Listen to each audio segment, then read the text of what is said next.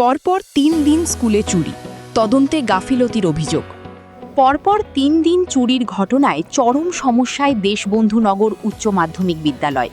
অভিযোগ, প্রথম দিন বিদ্যালয় থেকে চুরি যায় বিদ্যুতের তার, পরের দিন বিদ্যুতের তারের পাশাপাশি চুরি হয় ফ্যানও। আর আজ ফের বিদ্যালয়ের একাধিক ফ্যান ও বিদ্যুতের তার খুলে নিয়ে যায় দুষ্কৃতীরা। এমনকি বিদ্যালয়ের বিদ্যুতের ওয়ারিংয়ের তার খুলে কেসিং পর্যন্ত বাইরে ফেলে রেখে যায় দুষ্কৃতীরা।